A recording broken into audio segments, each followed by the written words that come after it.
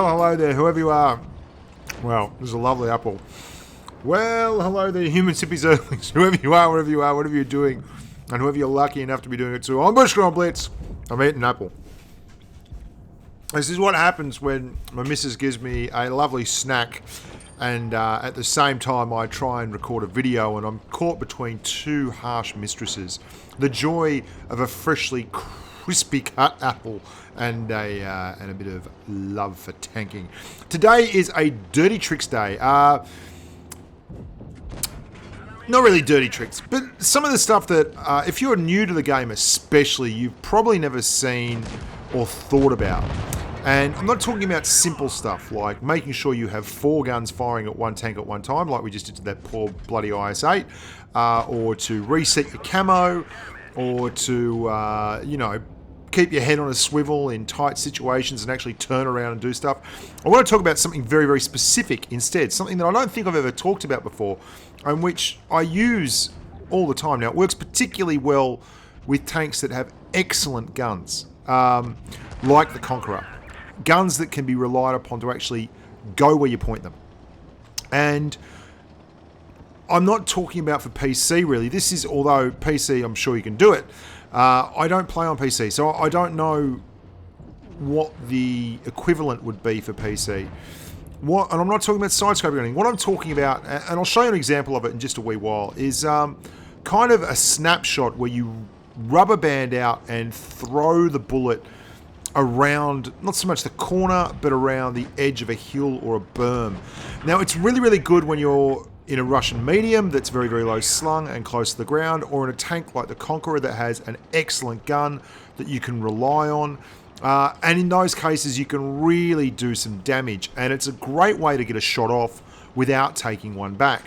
And I often don't really pay much attention to the game when I'm grinding footage, as I like to say, for a video, when I'm looking for specifics, and I kind of forget about these little things. And I think they're important to the makeup of the game, and as you improve as a player, they're the kind of things that you want to be doing, and like just keeping your head on a swivel, like you can see here. I'm tracking a couple of targets, moving around, making sure that I'm only visible to one at a time, even though there's 3 in really close proximity, blah-de-dee-blah-de-dee-blah.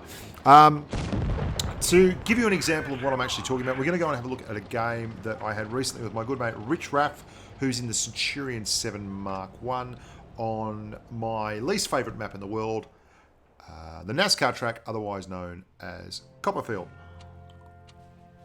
Or Copperfield, as I'm fond of calling it.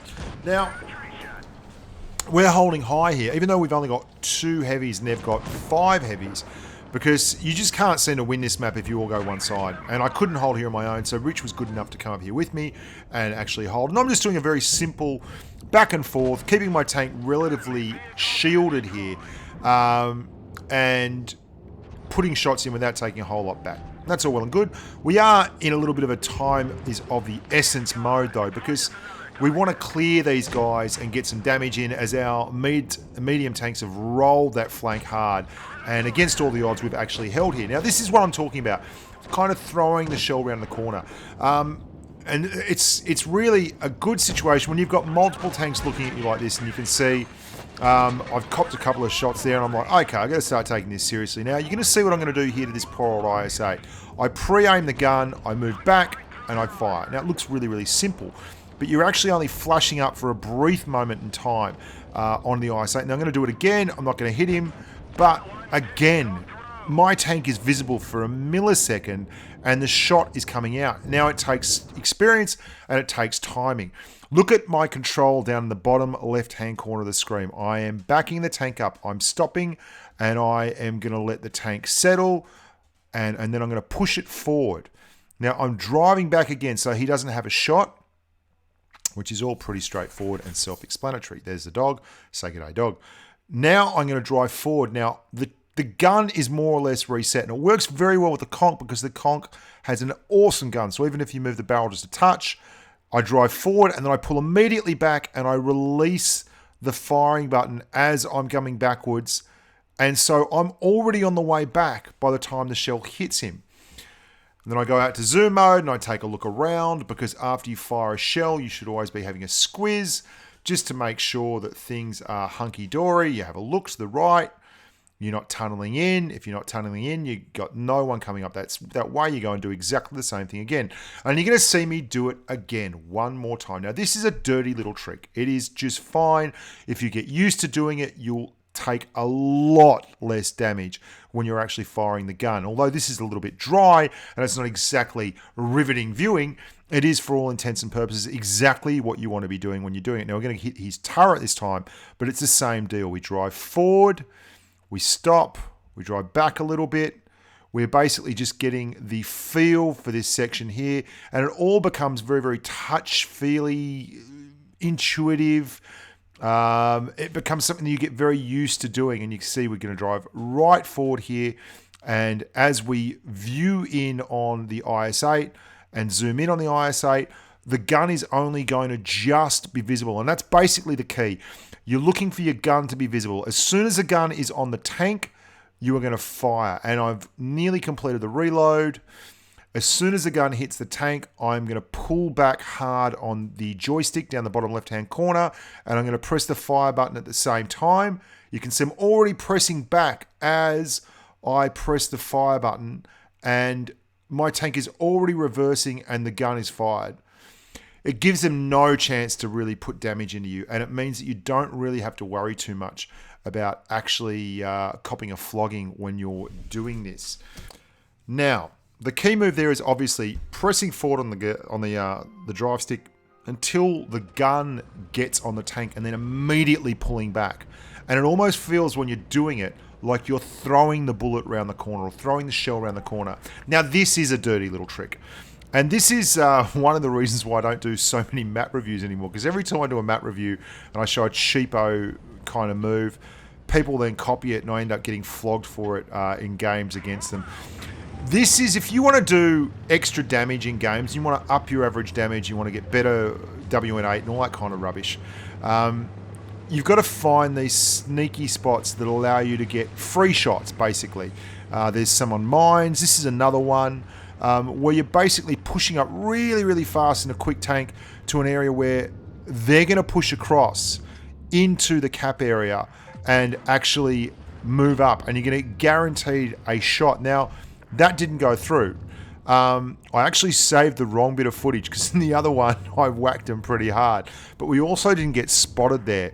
So we're still here. We're just waiting for the shot.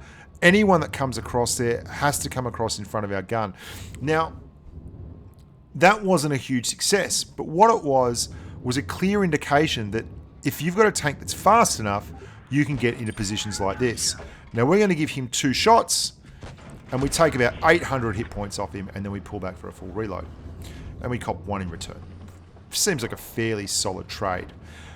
He's absolutely screwed now, that poor old T-54 lightweight. And our T-44 decides he is going to absolutely get the kill shot and sacrifices his entire hit point pool for the kill shot, which is just grand. The IS-8 pulls out, and we're still in this cheapo spot. And in spots like this, you really don't have to worry about... I mean, I'll take 1 shot, but I want to give 2 more back. So there's 1, and then there's 2. So that's 3 shots. That's 1,200 damage. So we've put out 5 shots. That's 2,000 damage.